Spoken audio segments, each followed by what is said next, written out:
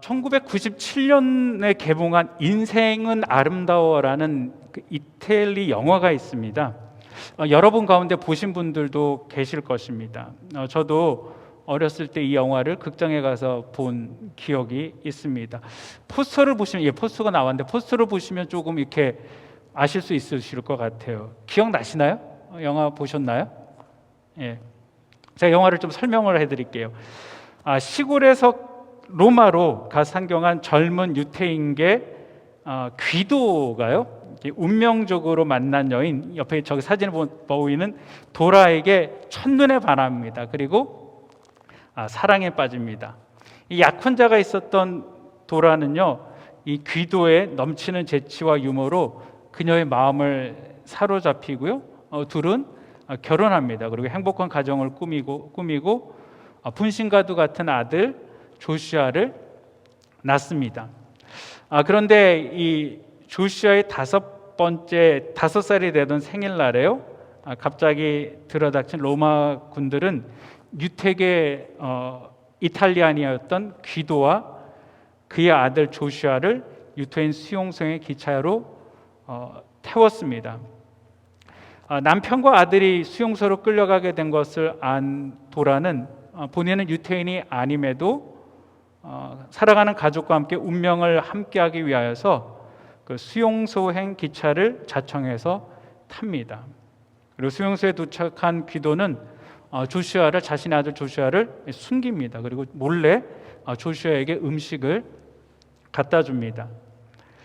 5살짜리 천진난만한 아들 조슈아의 천진난만한 영혼을 아버지는 지켜주기 위해서 아버지 귀도는 조슈아에게 모든 이 수용소에 일어나는 일들이 게임이다라고 이야기를 합니다. 그리고 누구든지 처음으로 1000점을 따는 사람에게는 탱크를 이렇게 선물로 준다라는 거짓말을 합니다. 그러면서 아버지는 이 5살짜리 아이에게 이야기를 하는데 절대 울거나 엄마가 보고 싶다거나 아니면 배고프다고 떼를 쓰면 안 된다라고 이야기합니다. 그리고 아빠 말을 듣지 않고 소리를 지르거나 하면은 점수가 깎이게 된다라는 것이죠. 그리고 만약에 조용히 잘 지내다가 이 나치에게 잡히지 않으면은 1000점을 얻어서 탱크를 받을 수 있다라고 이야기합니다. 유태인 수용소에 많은 사람들이 죽었지만 이 천진난만한 아이였던 조슈아는 아버지 이야기를 그대로 믿었기 때문에 아무런 의심을 품지 않고 그곳에서 생활을 합니다. 아버지 귀도는 아들과 함께 영화가 거의 끝날 때까지 살아있지만 이제 미군이 진격해 온다라는 소문에 혼란을 느껴서 아들을 철로 된 통 안에 숨기고 절대 밖으로 나오지 말고 조금만 더 기다리면 네가 1000점이 되고 탱크를 받을 수 있다라고 이야기를 합니다. 그리고 귀도는 아내가 걱정이 되어서 아내를 찾아 나섰다가 그만 나치에게 발견되고 총살을 당합니다. 그러니까 아버지의 보살핌과 희생으로 살아남은 조슈아는 자신이 게임에서 승리자가 되었다라고 생각을 합니다. 그런데 나중에 이제 영화 맨 마지막에 세월이 흘러서 조슈아는 아버지의 희생으로 자신이 살아남았다라는 것을 깨닫게 되는 것을 영화가 끝납니다. 사진 하나 좀 더 보는데요. 여러분, 이 사진은 아내를 찾다가 그만 독일군에게 발견된 아버지 귀도의 모습입니다. 여러분, 독일군에게 이제 발견되어서요, 곧 죽게 되어져 있는 상황입니다. 이제 내가 총살을 당하는 상황인데요. 좀 이 그림이 이상하지 않습니까?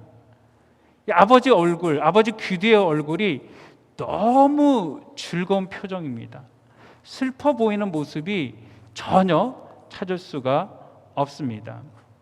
여러분, 이 장면은 아들이 통 안에서, 아버지가 숨겨진 통 안에서 아버지를 보고 있는 장면입니다. 그리고 아버지가 그 통을 보고 있는 장면입니다. 아버지는 자신이 숨겨둔 곳에서 아들 조슈아가 자신이 보고 있는 것을 알고 있습니다. 그래서 아버지는 위의 사진처럼요, 아들을 보면서 아무렇지 않다는 등 절체절명의 순간인데 아버지는 아들에게 마치 자신이 아이에게 이야기해 줬던 것처럼 로마군과 병정놀이를 하고 있는 것처럼 아들에게 보여줍니다. 아버지의 모습을 본 아들도요, 아버지가 게임을 하다가 잡힌 줄로 생각을 하고 웃으면서 그냥 지나갑니다.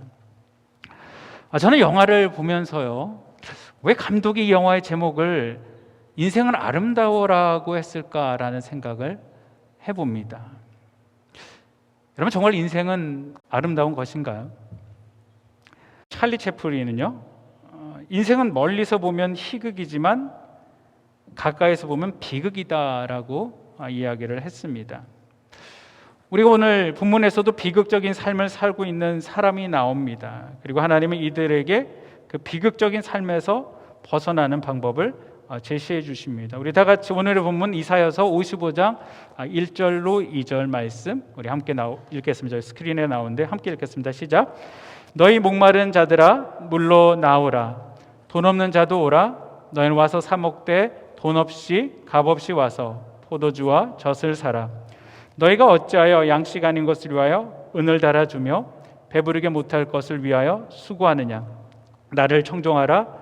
그리하면 너희가 좋은 것을 먹을 것이며 너희 마음이 기름진 것으로 즐거움을 얻으리라. 아멘. 오늘 본문의 말씀은 하나님께서 이스라엘 백성에게 보내신 초청장입니다. 본문에서 말하고 있는 목마른 자들은 1차적으로 이스라엘 백성들입니다. 그리고 우리 모든 사람들이죠. 여러분, 지금 이스라엘 백성들은 어떤 상태일까요? 이들은 현재 바벨론에게 잡혀 포로 생활을 하고 있는 상태입니다. 본문에서 이사야가 말하는 이 상태는요, 바벨론에 의해서 나라가 망한 뒤에 이들의 삶은 완전히 달라졌습니다. 영혼과 육체가 지쳐 있고요, 혼돈과 절망에 빠져 있습니다. 하나님을 향한 신앙은 점점 잃어가고 있었습니다. 사람들은 하나님은 무능력하거나 아예 존재하지 않는 분일지도 모른다라는 생각이 팽배해져 가고 있었습니다. 그리고 유다가 다시 일어날 수 있을 것으로 생각하지 못하고 있었습니다. 다른 한편으로는요, 이 잡혀온 바벨론의 엄청나게 발달된 정치와 경제, 문화와 종교를 보면서 감탄을 합니다. 그리고 그곳에서 빨리 자리를 잡아야지 되겠다라고 생각하는 사람들도 있었습니다. 이 다양한 내적인 모습을 갖고 있는 이스라엘 백성들을 한 단어로 설명을 하는데 그것이 바로 목마른 자들이다라는 것입니다. 여러분, 이들이 왜 이렇게 목마른 자들이 되었을까요? 예레미야서 2장 13절에 그 이유를 우리에게 말씀해 주고 계십니다. 예레미야서 2장 13절에 이 백성이 두 가지 악을 행하였나니 곧 그들이 생수의 근원되는 나를 버린 것과 스스로 웅덩이를 판 것인데 그것은 그 물을 가두지 못할 터진 웅덩이니라 라고 이야기합니다. 여러분, 이들이 목마른 이유는 첫째는 생수의 근원 되시는 하나님을 버렸기 때문이다라는 것이죠. 이들이 목마른 둘째 이유는 이들 스스로가 물을 저장할 웅덩이를 팠기 때문이다라는 것입니다. 그런데 이 웅덩이는 터져서 물을 저장할 수 없는 그런 웅덩이다라는 것이죠. 출애굽 생활을 끝내고 이제 광야 생활을 끝내고 가나안 땅에 들어간 이스라엘 백성에게 여러분, 가나안 땅은요 신세계였습니다. 가나안은 농사를 통해서 수확물이 있었습니다. 그리고 이로 인해서 부가 축적되어진 나라입니다. 이스라엘 백성들이 이 가나안의 부유함을 본 이후에요, 이스라엘 백성들도 이 가나안 사람들처럼 넉넉하게 살고 싶다라는 마음을 갖게 되어집니다. 그래서 이스라엘 백성들은 가나안 땅에서 잘 살기 위해서 가나안 사람들의 생활 방식을 따라 살아갑니다. 그런데 이들이 받아들이는 것 가운데는 가나안 사람들의 종교도 있었습니다.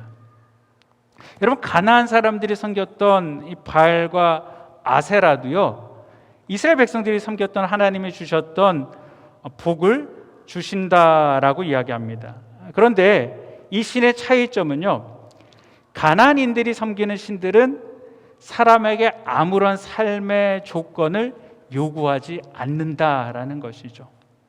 다만 그 신에게 풍성한 재물만 바치기만 하면은 복을 준다라는 것이죠. 재물을 바치는 사람의 삶이 악하고 부도덕해도 상관없습니다. 복을 준다라는 것이죠. 여러분 얼마나 듣기 좋습니까? 그래서 이스라엘 백성들은 하나님보다 가나안 사람들이 섬기는 그 신을 섬기는 게 더 낫겠다라는 생각을 가집니다. 하나님만 믿어서 무슨 소용이 있느냐라는 것이죠. 하나님 안 믿는 사람들 보니까 하나님 안 믿어도 우리보다 이 세상에서 이렇게 잘 먹고 잘 살고 더 풍요한데 왜 하나님만을 그렇게 극성스럽게 믿어야지 되는가라는 것이죠. 하나님을 조금씩 떠납니다. 이들은 하나님이 섬기던 거룩한 곳까지 바알의 우상을 섬기는 죄악을 범했습니다. 이스라엘 백성들의 이런 모습을 어리석은 행동을 하나님께서는 예레미야 선지자를 통하여서 광야에서 이들에겐 보물과 같은 샘을 비유적으로 이야기하며 이스라엘 백성들을 샘을 버린 자들이다라고 이야기를 하십니다. 이스라엘 백성들은 하나님 없이도 풍요로울 수 있다라고 생각을 합니다. 다른 이방인들이 사는 모습을 보면서 충분히 그렇게 생각을 합니다. 여러분 지금도 이 세상에는 예수 믿지 않고 잘 사는 사람들이 얼마나 많습니까? 여러분도 그런 생각 하실 수 있지 않습니까? 내가 굳이 이렇게까지 신앙생활 할 필요가 있는가라는 것이죠. 이들은 샘에서 물 마시는 것을 포기합니다. 하나님 뜻 안에 사는 것을 포기하는 것이죠. 대신 이들은 스스로 큰 저수지를 파고 언제든지 그들이 필요할 때마다 물을 얻을 수 있고 마실 수 있다라고 생각을 합니다. 세상 사람들이 사는 것처럼 삶의 문제를 하나님 없이 자신이 충분히 해결하며 살 수 있다라고 생각을 하는 것이죠. 정말 그들이 생각했던 것처럼 이스라엘 백성들은 샘보다 더 많은 물을 얻을 수 있는 여러분 저수지를 만들었을까요? 그들이 원하는 대로 그들은 마음대로 그 물을 얻을 수 있었을까요? 여러분 뜻대로 여러분 생각대로 모든 일들이 이때까지 되어지셨습니까? 불행히도 인간이 스스로 판 웅덩이에서는 물이 나오지가 않았습니다. 아무리 파도 그 땅은 마른 땅입니다. 땅이 물을 내지를 않았습니다. 그리고 이 땅은 하늘에서 비가 와도 물을 삼켜버리고 또한 물을 저장하지 못하는 터진 웅덩이였습니다. 일찍이 솔로몬은 이 사실을 너무나도 잘 알았습니다. 그래서 그는 하나님께서 함께 하시지 않는다면, 하나님께서 우리 인생 가운데 함께 동행하지 않는다라면은 우리들의 야망이나 우리들이 하는 모든 일들은 아무런 의미 없이 헛되고 공허하며 소망이 없다라고 이야기합니다. 이것은 마치 바람을 손으로 잡으려는 것과 같다라는 것이죠. 여러분 우리의 손으로 바람을 잡을 수 없습니다. 터진 웅덩이는 물을 채울 수 없습니다. 하나님 없이 인간 스스로 인간의 문제를 해결하며 살아갈 수 없습니다. 아무리 많은 재산과 아무리 높은 명예와 권세를 내가 갖고 있어도 세상의 그 어떤 즐거움도 나를 채울 수 없습니다. 여러분, 물이 마르고 터진 웅덩이 앞에서는 목마름의 문제를 해결할 수가 없습니다. 이스라엘 백성들은 그것을 온 몸으로 체험을 하고 있는 것입니다. 그들은 생수의 근원 되시는 하나님을 버렸고 스스로 웅덩이를 파고 할 수 있는 모든 노력들을 다 했습니다. 그런데 그 결과가 무엇입니까? 스스로 잘 살기 위해 모든 것들을 다 했는데 지금 그들은 바벨론의 포로로 잡혀온 신세다라는 것이죠. 스스로의 노력으로 세상 방법으로 자신들의 목마름의 문제가 해결된 것이 아니고 더 심한 목마름 가운데 이들은 있다라는 것이죠. 여러분, 목마른 자에게 필요한 것은 물입니다. 그런데 목이 마르다고 해서 아무 물이나 다 마실 수 있는 것은 아닙니다. 우리가 마실 수 있는 물이 있고 또 마시면 안 되는 물이 있습니다. 목이 마르다고 해서 오염된 저수지의 물을 이렇게 마시면 안 됩니다. 당장의 어떤 갈증들은 해결될 수 있겠지만 물을 마신 후 더 큰 문제가 일어날 수 있습니다. 우리의 생명을 잃어버릴 수도 있습니다. 목마른 자에게 필요한 것은 마실 수 있는 생수입니다. 생명수입니다. 오늘 본문에서 이사야 선지자가 초대하고 있는 이 물은요, 목마른 자들이 마실 수 있는 생명수입니다. 이 생명수는 예레미야 선지자가 이야기한 생명의 근원 되시는 하나님이십니다. 그리고 이 물은 예수님께서 요한복음 4장 13절과 14절에서 한낮에 물을 길르러 온 이 사마리아 여인에게 한 바로 그 물입니다. 인간이 판 물을 마시는 자마다 다시 목마른다라는 것이죠. 그렇지 않습니까? 인간이 수고해서 판 그 물을 마시는 자는 다시 갈증을 느껴서 다시 그 물을 마셔야지 된다라는 것입니다. 그러나 내가 주는 물을 마시는 자는 영원히 목마르지 아니하리니 내가 주는 물은 그 속에서 영생하도록 솟아나는 샘물이 되리라 라고 말씀하고 있습니다. 하나님은 모든 목마른 자들에게 생명의 근원 되시는 하나님께로, 내게로 나오라 라고 초대를 하십니다. 생명이 되시는 예수께로 나오라 라고 초대하고 있는 것입니다. 사랑하는 성도 여러분, 하나님 아닌 다른 곳에서 인생의 목마름의 문제를 해결할 수 없습니다. 여러분의 문제를 절대 해결할 수 없습니다. 오직 하나님만이 지금 내 인생의 목마름의 문제를 해결해 주실 수 있으십니다. 오직 하나님만이 내 삶의 문제를 해결해 주실 수 있으십니다. 사랑하는 성도 여러분, 우리 하나님은 애쓰고 애써도 기쁘지 않은 내 공허함을 아십니다. 여러분, 이 인생의 이 공허함을 어떻게 채울 수 있을까? 무한하신 하나님으로 내가 채워질 때 가능합니다. 오늘 본문 2절은요, 우리의 인생의 목마름 뿐이 아니고 배고픔도 말하고 있습니다. 너희가 어찌하여 양식 아닌 것을 위하여 은을 달아주며 배부르게 못할 것을 위하여 수고하느냐. 나를 청종하라. 그리하면 너희가 좋은 것을 먹을 것이며 너희 마음이 기름진 것으로 즐거움을 얻으리라. 여러분, 우리의 영혼육은요, 갈증의 문제만이 있는 것이 아니고 배고픔의 문제도 있습니다. 광야 생활을 하면서 이스라엘 백성들이 직면한 두 가지 문제가 바로 목마름과 배고픔이었습니다. 우리 인생도 마찬가지입니다. 우리도 광야를 살아가는 그런 인생입니다. 여러분, 광야는 피곤하고 힘든 곳이고요, 춥고 아프고 거칠고 불평한 곳입니다. 광야는 고난 그 자체입니다. 우리는 이 광야의 삶 가운데서 낙심하기가 쉽습니다. 그리고 이 광야를 지나갈 때요, 목마름과 배고픔을 통하여서 사탄은 우리를 더욱 시험합니다. 그리고 시험해서 하나님으로부터 멀어지게 하려고 만듭니다.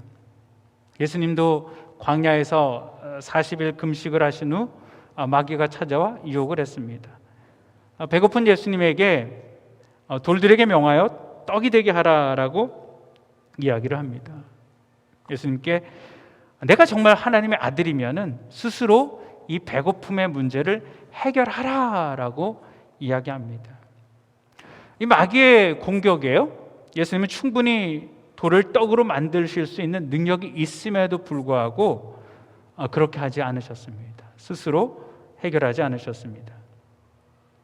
이스라엘 백성이 광야에서 생활하면서요, 모세에게 우리에게 먹을 것이 없다라고 얘기하죠. 먹을 것을 달라라고 이야기를 합니다. 그때 모세가 백성들에게 이야기하죠. 걱정하지 말아라. 하나님께서 하늘에서 양식을 내려줄 것이다 라고 이야기합니다. 근데 여러분, 상식적으로 이해가 되지 않죠. 어떻게 하늘에서 먹을 것이 떨어집니까? 땅에서 뭘 길러서 키워야죠. 이스라엘 백성들은 그 말을 믿지 못했습니다. 상식적으로 불가능했기 때문입니다. 그런데 저와 여러분이 알고 있는 것처럼 하나님은 이스라엘의 광야 40년 동안에 그들을 먹이시고 그들을 마시게 하셨습니다. 예수님께서도 제자들을 향하여서 목숨을 위하여서 무엇을 먹을까, 무엇을 마실까 염려하지 말라라고 말씀하십니다. 누가 이것을 책임져 주신다라고 말씀하고 계십니까? 하나님께서 너희 인생 가운데 그 모든 것을 다 책임져 주시겠다라고 말씀하십니다. 여러분, 먹고 마시는 것은 우리의 문제가 아닙니다. 먹고 마시는 것은 우리가 하나님 안에 있으면은 하나님께서 책임져 주시겠다라는 것입니다. 오늘 본문에서도 이사야 선지자는 하나님께 나아가면 이 모든 것을 책임져 주신다라고 말씀하고 계십니다. 하나님께서는 우리에게 마치 배고픈 아이가 엄마의 얼굴을 그리워하듯이 하나님을 그리워하고 하나님을 사모하고 나아오라라고 이야기하고 있습니다. 하나님을 청종하라라고 말씀하고 계십니다. 하나님을 향하여서 고개를 들고 하나님의 말씀하시는 것을 잘 듣고 그 하나님 말씀하신 대로 쫓아가면은 모든 문제가 해결된다라고 말씀하고 계십니다. 그러면 우리의 영혼이 목마르지 않고 굶주리지 않는다라는 것이죠. 사랑하는 성도 여러분, 저는 처음에 시작할 때 인생은 아름다워라는 영화 이야기를 했습니다. 그런데 그 영화는 사실 그렇게 아름다운 영화가 아닙니다. 무척 가슴 아프고 슬펐던 그런 이야기입니다. 그런데 왜 영화 제목을 인생은 아름다워라고 졌을까요? 저는 생각을 해봤습니다. 왜 감독은 그렇게 참혹한 수용소의 이야기를, 한 가족의 아픈 이야기를 아름답다라고 했을까 생각을 하면서요, 어떤 생각이 들었냐면요, 비록 그 수용소라는 현실은 아주 비참했지만 이 아이가 아버지 안에 있었기 때문에 아름다웠다라는 생각을 했습니다. 그리고 아들에게 소망을 주기 위해서 자신의 생명을 아끼지 않는 그런 아버지가 있었기 때문에 아름다웠다라는 것이죠. 참혹한 수용소 안에서 절망적인 그런 현실 가운데 아이는 있었지만 이 조슈아는 그 현실 가운데서 아버지 말만 듣고 아버지 말을 믿고 아버지 말대로 했기 때문에 그 비참한 수용소의 이야기의 끝이 아름다울 수 있었다라는 것이죠. 사랑하는 성도 여러분, 저는 이런 생각 한번 해봅니다. 우리가 다 천국에 올라가잖아요. 천국에 올라가서 영원히 살잖아요. 성경에 있는 얘기는 아닙니다. 제가 그냥 생각을 해본 거예요. 영원히 살면서 우리가 뭘 할까? 우리 사람들 다 살아가는 인생이 지금 다 비디오로 녹화가 됩니다. 영화가 만들어지고 있습니다. 그리고 우리가 천국에 올라가서 다들 모여가지고 쉬는 시간에 한 사람 한 사람의 영화를 다 같이 보는 것입니다. 제목, 인생은 아름다워. 그리고 여러분의 삶 가운데 갈증과 배고픔의 장면들이 나옵니다. 그리고 인생의 위기가 찾아옵니다. 그때마다 우리 하나님은 우리에게 설명을 해주십니다. 사랑하는 누구야? 세상의 방법으로 절대 이 문제를 해결하지 말아라. 스스로의 노력으로 절대 이 문제를 해결할 수 없다. 해결하지 말아라. 그 문제의 답은 내게 있다. 그리고 내 말만 듣고 나만 바라보고 나만 쫓아와라. 그러면 문제가 해결이 된다라는 것이죠. 그리고 사람들은 이제 여러분의 행동을 유익 있게 보는 것입니다. 과연 어떻게 행동할까? 스스로 그 문제를 해결하려고 노력할까? 아니면 아버지의 뜻대로 살아갈까? 여러분 많이 힘드시고 어려우시죠? 여러분 이 힘들고 어려움 가운데, 내 삶의 목마른 가운데 여러분의 눈과 여러분의 귀는 현재 누구를 향하고 있습니까? 지금 우리가 당하고 있는 여러 가지 문제들, 여러분 스스로 해결하려고 하지 마시기를 바랍니다. 여러분 하나님을 바라보시고 하나님의 음성 가운데 고정하시기를 바랍니다. 여러분 우리 인생의 배고픔과 우리 인생의 목마름은 하나님 안에서 해결되어집니다. 하나님은 지금 우리에게 과거의 역사를 통하여서 분명하게 이 사실을 말씀해 주고 있습니다. 여러분 이것을 우리가 믿고 사는 삶, 하나님만을 바라보고 하나님만을 의지하며 하나님 뜻대로 살아가려고 노력하는 삶, 여러분 이것이 우리 인생의 참된 즐거움인 줄 믿습니다. 기도하시겠습니다. 사랑의 주님, 주님은 목마르고 줄인 자들을 오늘 초대하셨습니다.